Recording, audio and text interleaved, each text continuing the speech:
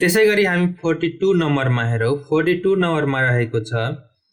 1 plus cos theta divided by sin theta equals to cot a by theta by 2 prove that भनेपछि हामी सबैभन्दा सुरुमा LHS लिन्छौँ LHS हाम्रो कति रहेको छ 1 plus cos theta divided by sin theta अब हामीसँग फेरि cos theta को फर्मुला के छ भन्दा 1 minus 2 sin theta by 2 अर्को छ 2 cos square theta by 2 minus 1 अर्को रहेको छ cos square theta by 2 minus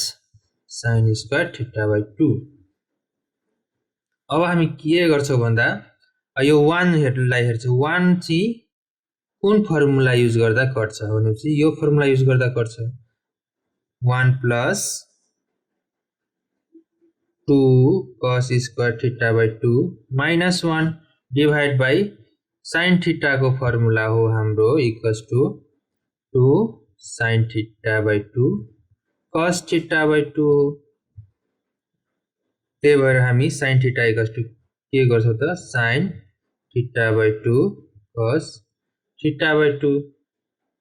अब यो 1 र 1 क्यान्सल भयो बाँकी के बच्यो त 2 cos square theta by 2 divided by 2 sin theta by 2 cos theta by 2 यो र 2 क्यान्सल हुने भयो cos theta by 2 र एउटा cos theta by 2 क्यान्सल हुने भयो अब बाँकी के बच्यो हामीसँग cos theta by 2 बाँकी बच्यो divide by sin theta by 2 बाँकी बच्यो त्यसैगरी cos theta by 2 divided by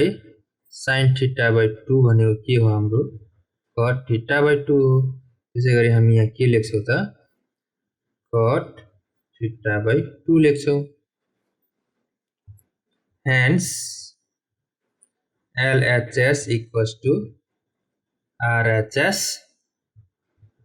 proved